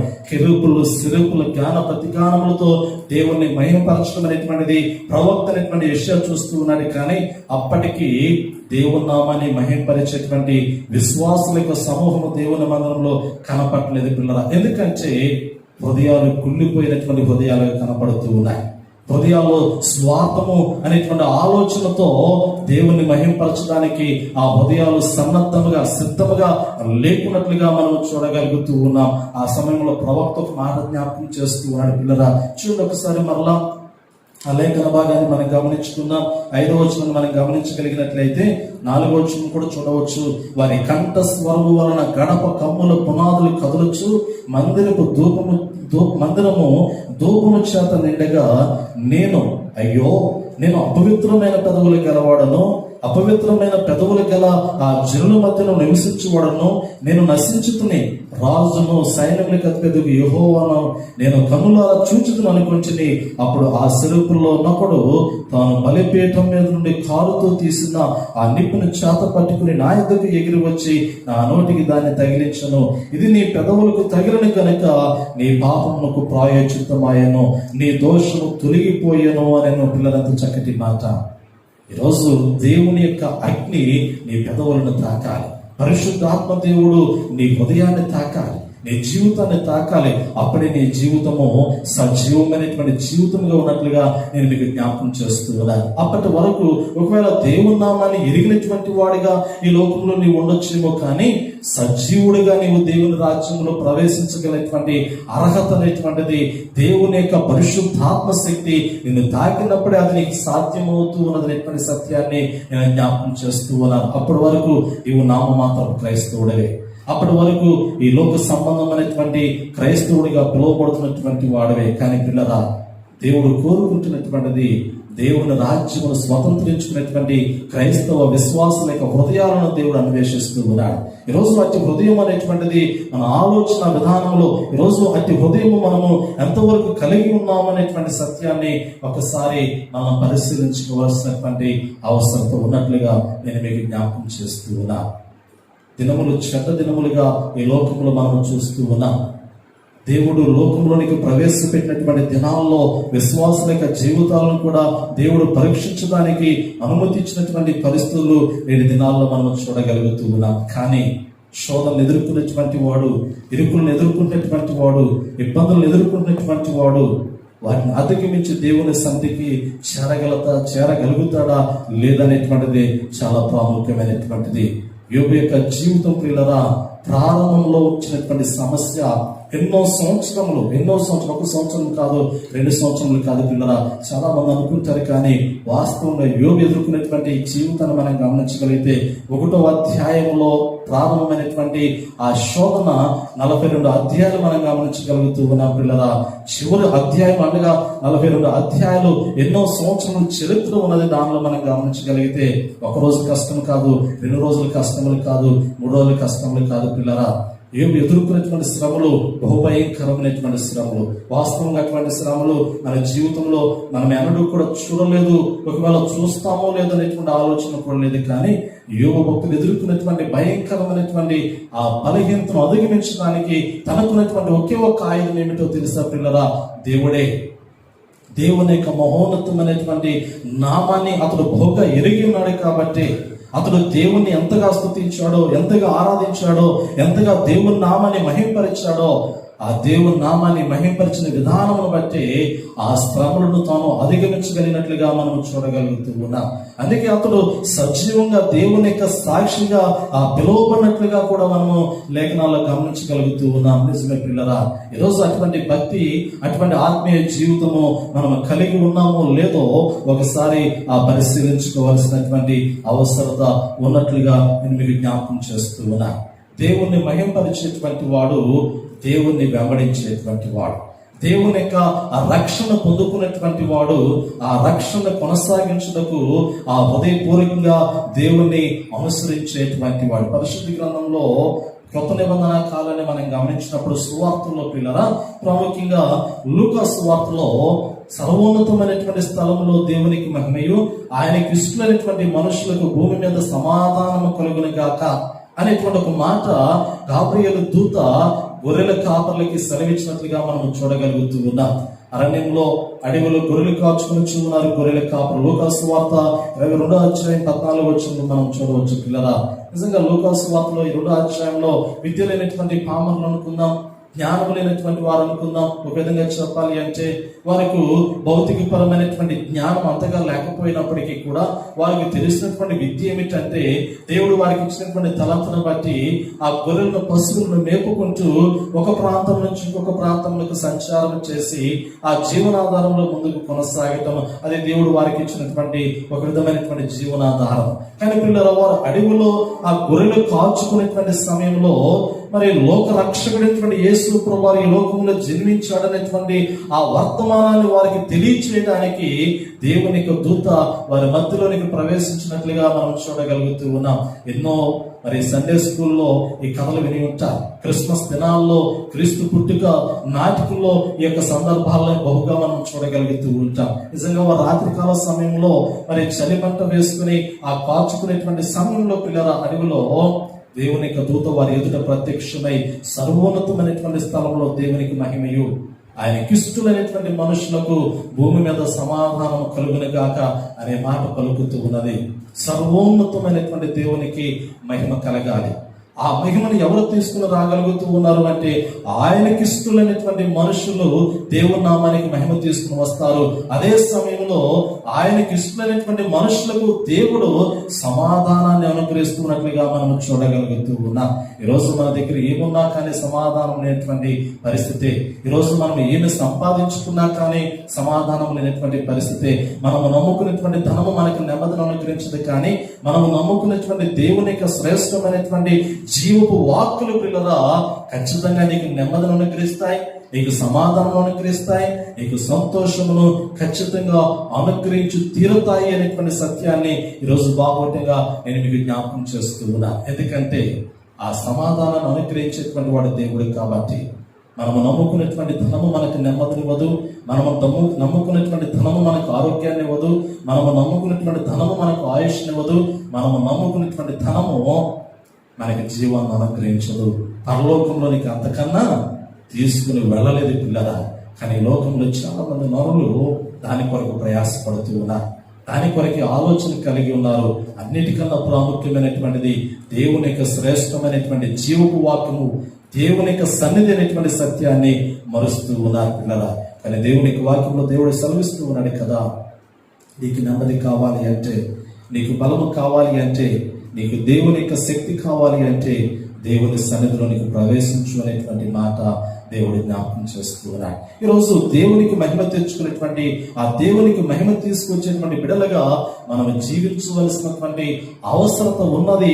అటు జీవితాన్ని లోకానికి కనపరచవలసినటువంటి అవసరత ఉన్నది అనేటువంటి సత్యాన్ని బాగుటిగా జ్ఞాపకం చేస్తూ ఉన్నాం. పరిశుద్ధ గ్రంథంలో ఇంకొక వ్యక్తిని గురించి మనం ధ్యానించుకొని ఈ వాక్య భాగాన్ని ముగించుకుందాం. పరిశుద్ధ గ్రంథంలో పిల్లరా లూకా సువార్త మనం గమనించగలిగితే, లూకా సువార్త 18వ అధ్యాయంలో మరి ఎరుకో పట్టణము, శపించబడినటువంటి ఎరుకో పట్టణము గురించి మాట్లాడుతూ ఆ ఎరుకో పట్టణము గుండా యేసు ప్రభువు ప్రయాణమై వెళుతున్నటువంటి సమయంలో ఒక గుడ్డివాని యొక్క జీవితాన్ని ఇక్కడ జ్ఞాపకం చేస్తూ ఉన్నాడు పిల్లరా.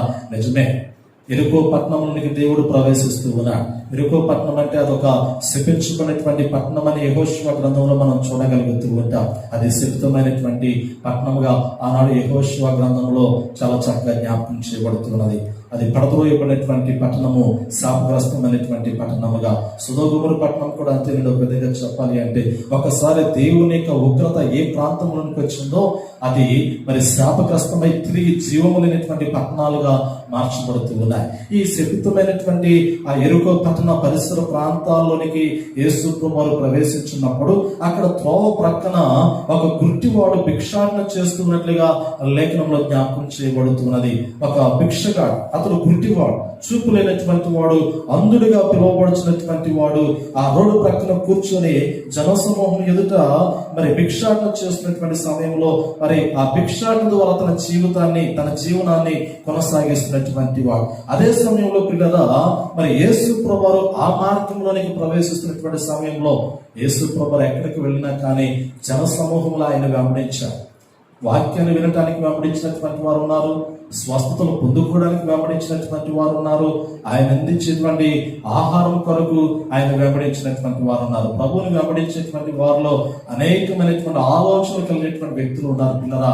అదే సమయంలో యేసు ప్రభువుని వెంబడించినటువంటి వ్యక్తుల్లో కూడా పరిసయ్యులు ఉన్నారు, శాస్త్రులు ఉన్నారు, సద్దూకయ్యులు ఉన్నారు, యూదా మత నాయకులు ఉన్నారు. వీరి ఉద్దేశం వేరు. ప్రభువుని వెంబడించడంలో ఆయన ఎక్కడ ఏ తప్పు చేస్తాడా, ఆయన్ని ఏ విధంగా దోషిగా నిలబెడదామా, ఆయన ఏ విధంగా జనుల మధ్య అవమానపరుచుదామని ఆ రీతిలో ప్రభుని వెంబడించినటువంటి యూదా మత నాయకులు కూడా ఆయా సమయాల్లో ప్రభుని వెంబడించినట్లుగా మనం చూడగలుగుతూ ఉన్నాం. కానీ పిల్లరా, ఎప్పుడైతే జనసమూహము ఆయన వెంబడి వెళ్ళొచ్చు ఉన్నదో, ఈ యొక్క గుడ్డివాడు ఆ యొక్క జన సమూహం యొక్క కదలికలను చూచి, వారి అరుపులను చూచి, వారి యొక్క కేకలను చూచి ఎవరు వెళుతూ ఉన్నారనేటువంటి ఆ సంగతి అతడు తెలుసుకున్నట్లుగా మనం చూడగలుగుతూ ఉన్నాం. చూడ అక్కడ అంటారు కదా, జన సమూహము దాటిపోవచ్చున్నట్లు వాడు చప్పుడు విని ఇది ఏమని అడుగుగా, వారు నజరేయుడైన యేసు ఈ మార్గం వెలుచున్నాడని వానితో చెప్పిరే. పిల్లరా, నిజంగా వాస్తవంగా కనులు లేనటువంటి వాడు,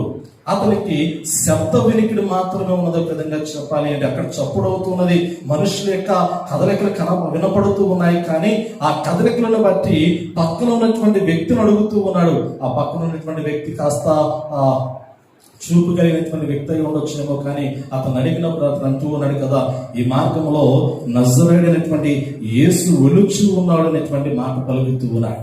నిజంగా ఒక్కసారిగా ప్రాణము లేచి వచ్చినటువంటి ఆలోచన, మనిషి యొక్క ఆ ప్రాణము లేచి వచ్చినటువంటి ఆలోచన, నీవు బ్రతకటానికి నీ చెయ్యికి నీకు చేతులు అందించేటువంటి వ్యక్తి నీకు సమీపించి ఉన్నాడు అనేటువంటి మాట పలికినప్పుడు నీ హృదయంలో కలిగేటువంటి సంతోషము, నీ హృదయంలో కలిగేటువంటి ఆనందము ఎంత ఉంటుందో, ఇక్కడ గుడ్డివానికి కలుగుతున్నటువంటి సంతోషము, ఆనందము ఆ విధంగానే కనపడుతూ ఉన్నది. నిజంగా ఆ యొక్క వ్యక్తిని ఎవరైనా కానీ ఆ ప్రభు ఇదిగో స్వస్థపరిచేటువంటి ప్రభు పలానా ప్రాంతంలో ఉన్నాడు కాబట్టి నన్ను అక్కడికి తీసుకుని వెళ్ళు, ఈ రోజు నేను బాగుపడాలని కోరుకుంటూ ఉన్నానని ఈ గుడ్డివాడు ఎవరినైనా ఒక వ్యక్తిని అడిగినట్లయితే, ఎందుకంటే నేటి సమాజంలో సహాయం చేసేటువంటి వ్యక్తులు లేరు పిల్లరా. అవసరమైనటువంటి నిందలు మోపుతారేమో కానీ, హేళన చేస్తారేమో కానీ, అవమానపరుస్తారేమో కానీ, ఇదిగో నాకు ఈ విధమైనటువంటి కష్టం ఉన్నది, ఇదిగో ఈ విధమైనటువంటి ఇరుకున్నది, ఇబ్బంది ఉన్నది, నాకు ఏదైనా సహాయం చేయగలరా అంటే ఆ యొక్క ఆలోచన విధానాన్ని కూడా హేళనగా మార్చినటువంటి వ్యక్తులు ఉన్నటువంటి సమాజము. ఎందుకంటే ఈ గుడ్డివాడు అక్కడ ఉన్నటువంటి జన సమూహాన్ని అడుగుతూ ఉన్నాడు, ఇదిగో నజరేయుడైనటువంటి యేసు మార్గంలో వెళుతూ ఉన్నాడు అన్నప్పుడు అతని కేకలు వేయచ్చు ఉన్నాడు. ఇదిగో దావీదు కుమారుడా నన్ను కరుణించని కేకలు వేస్తున్నటువంటి సమయంలో అక్కడ ఉన్నటువంటి సమాజం ఏం చేస్తూ ఉన్నదంటే ఆ వ్యక్తి యొక్క నోరును మోయటానికి ప్రయత్నం చేస్తూ ఉన్నది. ఆ వ్యక్తి యొక్క కేకలు ప్రభువును సమీపించకుండా ఉండటానికి అడ్డుపడుతున్నట్లుగా మనం చూడగలుగుతూ ఉన్నాం పిల్లరా. చూడండి, ఆ వచనంలో చాలా స్పష్టంగా చేయబడుతూ ఉన్నది, వారు నజరేయుడైన యేసు ఈ మార్గంలో వెళ్ళుచున్నాడని వానితో చెప్పి, అప్పుడు వాడు యేసు దావీదు కుమారుడు నన్ను కరుణించమని కేకలు వేయగా ఊరకుండమని ముందర నడుచుండిన వారు వారిని గద్దించిరి అనేటువంటి మాట ఎంత శ్రేష్టమైనటువంటి మాట. ఆ వ్యక్తి యొక్క హృదయానికి తెలుసు, ఆ వ్యక్తి యొక్క హృదయాంతరంగానికి తెలుసు దేవుని సమీపించాలి అనేటువంటి ఆలోచన. దేవుని సమీపించడానికి అతడు ప్రయత్నిస్తున్నటువంటి సమయంలో దేవుని సమీపించకుండా, ప్రభువుని సమీపించకుండా, ప్రభు యొక్క శ్రేష్టమైనటువంటి ఆశీర్వాదాన్ని పొందుకోకుండా ఆ ప్రభువుకి ఈ గుడ్డివానికి మధ్య కొందరు వ్యక్తులు నిలబడినట్లుగా మనకు జ్ఞాపకం చేయబడుతున్నది. వారు ఆ వ్యక్తి యొక్క నోరు మూయటకు ప్రయత్నం చేస్తున్నట్లుగా మనకు జ్ఞాపకం చేయబడుతున్నది పిల్లరా. అయినప్పటికీ కూడా అతడు బిగ్గరగా కేకలు వేయుచున్నాడు. నన్ను ఆ వ్యక్తులు ఆ ప్రభు దగ్గరికి వెళ్లకుండా అడ్డుకున్నప్పటికీ కూడా దేవుడు నాకు స్వరాన్ని ఇచ్చాడు.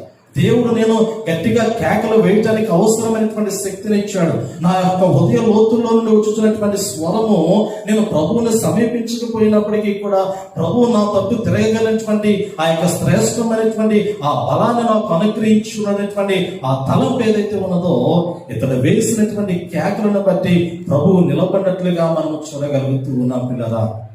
ఇతడు ఒక వ్యక్తి అయినప్పటికీ కూడా అతడు దేవుని నిలవబెట్టగలిగినటువంటి విశ్వాసాన్ని అక్కడ మనం చూడగలుగుతూ ఉన్నాం. ఈరోజు ఈ యొక్క విశ్వాసం జీవితము మనకి ఎంతో అవసరం. ఈరోజు ఈ దేవుని పట్ల ఉండవలసినటువంటి ఈ శ్రేష్టమైనటువంటి నమ్మకము మనకెంతో అవసరం. ప్రస్తుత దినాలను బట్టి దేవుని సన్నిధికి దూరం అయిపోయినటువంటి పరిస్థితులు కనపడుతూ ఉన్నప్పటికీ కూడా ఆ దూరం ఇంకెంత దూరం తీసుకుని వెళుతుందో కూడా తెలియనటువంటి పరిస్థితులు లేని దినాల్లో మనకు కనపడుతూ ఉన్నాయి. నేను అనుకుంటూ ఉన్నాను, ఇప్పటికే చాలా మంది ఆ పిల్లలు కావచ్చు, యవనస్తులు కావచ్చు, లోక సంబంధం అనేటువంటి వాటికి ఒక విధంగా చెప్పాలంటే అలవాటు పడిపోయినటువంటి వారు మరలా వారు కొత్తగా దేవుని యొక్క వాక్యాన్ని నేర్చుకోవాల్సినటువంటి పరిస్థితి, మరలా ఆ మందిరాల్లో కొత్తగా ఆత్మీయ జీవితాన్ని మరలా ప్రారంభించవలసినటువంటి పరిస్థితులకి మరలా వచ్చుచూ ఉన్నట్లుగా మనం చూడగలుగుతూ ఉన్నాం. నిజంగా ఈ మధ్య కాలంలో నేను ఒక మాట విన్నాను. నాన్న గుడికి వెళదామని ఒక పిల్లవాడు అడిగితే తండ్రి అన్నాడంట, ఆ ఇంకెందుకు గుడి ఇప్పుడే కాదులే, మరలా ఎప్పుడో చూద్దామో, పరిస్థితులు అంత అనుకూలంగా లేవనేటువంటి ఒక మాట పలికినాడంట. పిల్లవాని యొక్క హృదయంలో దేవుని సన్నిధికి వెళ్ళాలనేటువంటి ఒక ఆలోచన వచ్చినప్పుడు ఆ ఆలోచన కూడా అణిచివేసేటువంటి తల్లిదండ్రులు ఉన్నారు. అదే సమయంలో పిల్లరా, ఒక పిల్లవాడు దేవుని సన్నిధికి వెళ్లకుండా లోక సంబంధమైనటువంటి వాటికి అలవాటు పడిపోయినటువంటి పరిస్థితులు కూడా కనపడుతున్నాయి. ఇది క్రైస్తవ విశ్వాసం యొక్క ఆత్మీయ జీవితానికి శ్రేయస్కరమైనటువంటిది కాదు. కానీ దేవుని సన్నిధిలోనికి పరిగెత్తడానికి హృదయం పరితపించాలి, హృదయం వేదన చెందాలి, హృదయంలో మంట పుట్టాలి అనేటువంటి ఆ మాట, దేవుని గురించినటువంటి తృష్ణ ఆ కలిగి ఉండాలి అనేటువంటి మాట వాక్యం సెలవిస్తూ ఉన్నది. అందుకే లేఖనంలో సెలవిస్తూ ఉన్నాడు. చూడండి ఎంత చక్కటి మాట, ఎంత చక్కటి మాట. అతడు కేకలు వేసినప్పుడు ప్రభువు నిలిచిపోయినట్లుగా ఆ వచనంలో జ్ఞాపకం చేసి 40వ వచనం, అంతటా యేసు నిలిచి వారిని తన యొద్దకు తీసుకుని రమ్మనెను. వాడు దగ్గరికి వచ్చినప్పుడు ఆయన, నేను నీకేమి చేయగోరుచున్నానని అడగగా వాడు, ప్రభువా చూపు పొందగోరుచున్నానెను. యేసు చూపు పొందము, నీ విశ్వాసము నేను స్వస్థపరచునని వానితో చెప్పని. ఎంత ప్రాముఖ్యమైనటువంటి మాట, నీ విశ్వాసము నేను స్వస్థపరచును. ఈరోజు నీకేం అవసరమైనదో అది దేవునికి తెలుసు. నీకు అవసరమైనది నీవు దేవుని అడుగుతున్నావు అనేటువంటి సంగతి కూడా అది నీకు తెలుసు, దేవునికి తెలుసు. కానీ అడిగినది ఎంతవరకు మరి సమంజసమైనటువంటి ఆ విన్నపముగా ఉన్నదో అనేటువంటిది కూడా ఒకసారి జ్ఞాపకం చేసుకోవాలి. నీవు అడిగినటువంటి దాన్ని పొందుకున్నప్పటికీ కూడా కృతజ్ఞత భావం అనేటువంటిది కూడా ఒకటి ఉన్నది అనేటువంటి సత్యాన్ని పరిశీలించాలి. ఇక్కడ చూడండి, ఈ వ్యక్తి యొక్క ఆలోచన దేవుడికి సెలవిచ్చినప్పుడు, ప్రభా నేను చూడాలనుకుంటూ ఉన్నాను, ఆ చూపు దయచేయమని ప్రభువుని అడిగినప్పుడు యేసు ప్రభు అంటున్నాడు కదా, నీవు చూపు పొందు అనేటువంటి మాట ప్రభు వారు పలికిన తరువాత, నీకున్నటువంటి విశ్వాసమే నేను బాగు చేసింది అనే మాట ప్రభు వారు పలికిన తరువాత, ఈ వ్యక్తి దేవుణ్ణి వెంబడించి దేవుణ్ణి మహిమపరిచి ఆయన వెంబడించినట్లుగా మనం చూడగలుగుతూ ఉన్నాం. పిల్లరా, దేవుణ్ణి మహిమపరుస్తూ ఉన్నాడు, దేవుణ్ణి వెంబడిస్తూ ఉన్నాడు. ఈరోజు వెంబడించేటువంటి వారి జీవితాలు కావాలి, కానీ దేవుని దగ్గరికి వచ్చి మేలు పొందుకొని మరలా తిరిగి వెళ్ళిపోయేటువంటి జీవితాలు దేవుని రాజ్యాన్ని స్వతంత్రించుకునేటువంటి జీవితాలు కాదు.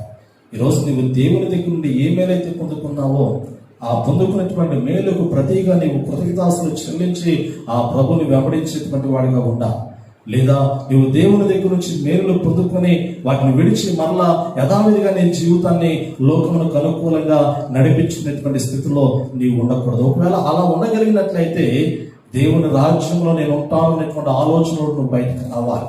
దేవుని రాజ్యాన్ని నేను స్వతంత్రించుకుంటాను అనేటువంటి ఆలోచనలో నుండి నువ్వు బయటకు రావాలి.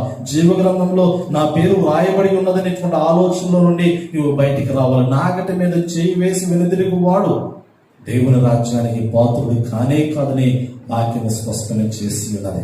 ఈరోజు నువ్వు వెనుదిరిగినటువంటి స్థితిలో ఉన్నావా? సమస్యలను ఎదురాడి పోరాడేటువంటి స్థితిలో ఉన్నావు అనేటువంటిది ఒకసారి జ్ఞాపకం చేసుకోవాలి. నేను అనుకుంటూ ఉన్నాను, నేటి దినాల్లో చాలా మంది క్రైస్తవులు వెనుదిరిగిపోయినటువంటి వారే. సంఘాల్లోనికి రాలేక, దేవుని మందిరంలోనికి రాలేక, దేవుని స్తుతించలేక, పరిస్థితులకు రాజీ పడిపోయి దేవుని విస్మరించి, దేవుని సన్నిధిని విస్మరించి, ఆన్లైన్ వర్షిప్లకు అలవాటు పడిపోయి హృదయపూర్వకమైనటువంటి ఆత్మీయ ఆరాధనలో దేవుని మహిమపరచలేక వెనుదిరిగిపోయినటువంటి క్రైస్తవ సమాజాన్ని నేటి దినాల్లో చూడగలుగుతూ ఉన్నా. మీరు దేవుని సన్నిధిలో ఉండగలుగుతారా అంటే ఈ ప్రశ్నకు దేవుడే సమాధానాన్ని తెలియపరచవలసినటువంటి అవసరం ఉన్నది. కాబట్టి పిల్లరా, ఒకసారి ఆత్మీయ జీవితాన్ని పరిశీలించుకుందాం. దేవుడు ఇచ్చినటువంటి ఈ జీవితాన్ని ఎంతవరకు దేవునికి మహిమకరంగా నిలబెట్టుకోగలుగుతూ ఉన్నా, ఎంతవరకు దేవునికి మహిమకరంగా కొనసాగింప చేయగలుగుతూ ఉన్నా. ప్రభు అయితే సెలవిచ్చారు కదా, మీరు నన్ను గణపరచండి, నేను మిమ్మల్ని గణపరుస్తానని ప్రభు సెలవిచ్చారు. ఈరోజు గణపరచగలిగినటువంటి ఆ బిడ్డలుగా మనం ఉండగలిగితే దేవుడు మనల్ని బట్టి సంతోషించేటువంటి వాడే. దేవుని మహింపరిచేటువంటి బిడ్డలుగా మనం ఉండగలిగితే దేవుని రాజ్యంలో మనము ఉండదగినటువంటి బిడ్డలుగా ఉండగలిగినటువంటి వారమే. ఒకవేళ ఆ స్థితిలో మనం లేకపోయినట్లయితే ఒకసారి పునరాలోచన చేయవలసి ఉన్నది, ఒకసారి ఆత్మీయ జీవితాన్ని పరీక్షించుకోవలసి ఉన్నది, ఒకసారి లోక సంబంధమైనటువంటి ప్రతి సమస్యను అధిగమించుటకు మహోన్నతమైనటువంటి దేవుడు నాకు తోడుగా ఉన్నాడు కాబట్టి నేను గాఢాంధకారపు లోయలో సంచరించినప్పటికీ కూడా ఏ అపాయములకు నేను భయపడను అనే నమ్మకం కలిగినటువంటి వాడు దేవుని సన్నిధికి పరిగెత్తుకుని రాగలిగినటువంటి వాడు. ఆ నమ్మకము లేనటువంటి వాడు, ఆ విశ్వాసము లేనటువంటి వాడు శోధనలో తన జీవితాన్ని లోకానికి అనుకూలంగా మరలు చేసుకున్నటువంటి వాడే. కాబట్టి ఈరోజు నీ జీవితం ఏ స్థితిలో ఉన్నదో ఒకసారి పునఃపరిశీలన చేసుకోవాలి. దేవుని యొక్క రాజ్యపు వారసుడిగా నీవు, నీ కుటుంబము దేవుని సన్నిధిలో నిలుచుటకు పరిశుద్ధాత్మ దేవుడు సహాయం చేసి నడిపించునుగాక. ఆమేన్. చిన్న ప్రార్థన చేసుకుందాం. తలలో వంచండి, చిన్న ప్రార్థన చేసుకుందాం. సర్వకృపానిధికు మా ప్రియ పరలోకపు తండ్రి, ఈ ఘనమైన పరిశుద్ధమైన మహోన్నతమైన నామములకు స్తుతులు స్తోత్రములు చెల్లిస్తూ ఉన్నాం. ఇదిగో నాయన, నేటి పరిశుద్ధ దినమందు దేవుని నామమును మహిమపరచండి, దేవుని యొక్క నామముని ఘనపరచండి. పరిశుద్ధ గ్రంథంలో భక్తులు ప్రభువా అనేక మంది క్రైస్తవ విశ్వాసులకు జ్ఞాపకం చేసినట్లుగా మేము చూడగలుగుతూ ఉన్నాం. ఆనాడు నాయన నీ నామానికి మహిమ తెచ్చుకోవడానికి ఇదిగో ప్రభువా నీ బిడ్డలైనటువంటి నీ స్వాస్థ్యాంగమైనటువంటి ఇశ్రాయేలు ప్రజలను తరుముతున్నటువంటి ఫరోను బట్టి, ఫరో సైన్యమును బట్టి, ఫరో రథములను బట్టి నీ నామానికి మహిమ తెచ్చుకున్నారని లేఖనాల్లో మేము చూడగలుగుతూ ఉన్నాం. అదే సమయంలో నాయన ఇదిగో ప్రభా అనేక మంది ఆ భక్తులు నీ మందిరంలోనికి ప్రవేశించి నిన్ను ఆశ్రయించి ప్రభా నిన్ను మహిమపరిచినప్పుడు వారికి బలాన్ని ఇచ్చారు, శక్తినిచ్చారు, నీ కాపుదలను ఇచ్చారు నాయన. వారి జీవితాల్లో ఎన్నో యుద్ధములు సంభవించినప్పటికీ కూడా ఆ యుద్ధంలో వారి విజయములు పొందుకోవటానికి కేవలం నీ నామను మహిమపరచుకున్న బట్టి వారు ఆ యుద్ధములను అధిగమించినట్లుగా, శత్రువులను అధిగమించినట్లుగా మేము చూడగలుగుతూ ఉన్నాం.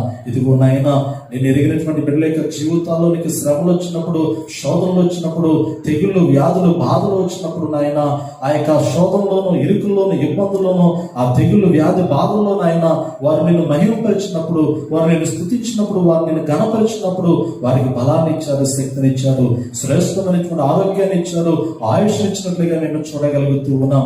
అనేకమైనటువంటి ఆశీర్వాదములతో సురక్షితమైనటువంటి మార్గంలోనికి నాయన నీ బిడ్డలను మీరు నడిపించినట్లుగా మేము చూడగలుగుతూ ఉన్నాం.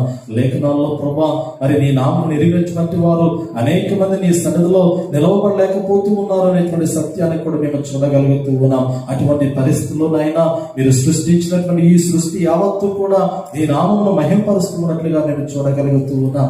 భూమి, ఆకాశము, సముద్రములందరూ జీవరాశులు, ఈ లోకము, ఈ ప్రకృతి అంతా కూడా నీ నామానికి మహిమ తీసుకుని వచ్చినట్లుగా లేఖనాల్లో మేము చూడగలుగుతూ ఉన్నాం. ఇదిగో ప్రభా నీ స్వరూపంలో సృష్టింపబడినటువంటి ప్రతి నరుడు కూడా నీ నామమును మహింపరచవలసినటువంటి అవసరం ఉన్నట్లుగా మీరు జ్ఞాపకం చేస్తూ ఉన్నారు. ప్రస్తుత దినాలను బట్టి నాయన ప్రభా మరి సంఘాల్లో నీ నామం మహింపరచబడటానికి అనుకూలమైనటువంటి పరిస్థితులు లేకపోతూ ఉన్నప్పటికీ కూడా ఇంకా అనేక మంది క్రైస్తవులు నాయన శ్రమలను, శోధనలను, ఇరుకులను, వ్యాధి బాధలను అధిగమించి నీ సన్నిధికి ప్రవేశించి నిన్ను మహింపరుస్తూ ఉన్నారు. వారిని బట్టి నిన్ను స్తుతిస్తూ ఉన్నాం. ఎవరైతే ఇంకా ఈ లోక సంబంధమైనటువంటి ఆలోచనతో ముందుకు కొనసాగుతూ ఉన్నారో వారి హృదయాలను కూడా మీరు ప్రేరేపించండి. వారి హృదయాలని తట్టు తిరుగుటకు నాయన వారిని సన్నిధిలోనికి ప్రవేశించి నీ నామాన్ని మహింపరిచి వారు దీవించబడటానికి నాయన నీ కృపను మేలుగా అనుగ్రహించమని వేడుకొనొచ్చున్నా. ఎవరైతే ప్రభా యూట్యూబ్ ద్వారా దేవుని యొక్క వాక్యాన్ని వీక్షిస్తూ ఉన్నారో వారిని, వారి కుటుంబాలను మీరు దీవించండి. ఆత్మీయంగా వారి కుటుంబాలను బలపరచండి ప్రభా. ఆత్మీయంగా వారి కుటుంబాల్లో నీ శ్రేష్టమైనటువంటి కార్యాలు మీరు నూతనపరచండి. బలహీనతలు ఒకవేళ ఎవరైనా ఉన్నట్లయితే ఆ బలహీనతలను విడిపించండి. శ్రేష్టమైనటువంటి మేలులతో మీరు నడిపించమని వేడుకొనొచ్చున్నా. ఈ లోకంలో ఉన్నటువంటి సమస్యలను, శోధనలు మీరు తొలగించండి ప్రభా. ఈ కరోనా వైరస్ ప్రభావం నుండి ప్రజలు విడిపింపబడుటకు నీ కృపను అనుగ్రహించండి. మరలా శ్రేష్టమైనటువంటి, నెమ్మదికరమైనటువంటి, సంతోషకరమైనటువంటి దినములు నాయన ఈ లోకంలో ఉన్నటువంటి సకల మానవాళికి, క్రైస్తవ విశ్వాసులకు, సంఘమున్నటువంటి విశ్వాసులు మెండుగా అనుగ్రహించి నామనికి మహిమ తెచ్చుకోమని యేసుక్రీస్తు నామంలో అడిగి వేడుకొనొచ్చున్నాము తండ్రి. ఆమేన్. మన పర్వతంలో దేవుని ప్రేమి మన ప్రభువు రక్షకుని యేసు వారికి కృపయు పరిశుద్ధ ఆత్మ యొక్క అన్యోన్య సన్నిధి సహవాసము యూట్యూబ్ ద్వారా దేవుని యొక్క వాక్యాన్ని వీక్షిస్తున్నటువంటి ప్రతి ఒక్కరికి సంఘములకు సంఘ బిడ్డలకు సదాకాలం దేనికి దీవుల ఆశీర్వాదములు నిత్యము తోడై నడిపించునుగాక. ఆమేన్. అందరికీ వందనాలండి. దేవుని చిత్తమైతే మరి యొక్క పర్యాయము ఈ విధంగానే రీతిగానే మరలా మీ మధ్యలోకి వచ్చి దేవుని యొక్క వాక్యాన్ని పంచుకుంటూ పరిశుద్ధాత్మ దేవుడు మనందరికీ సహాయం చేసి నడిపించునుగాక. ఆమేన్.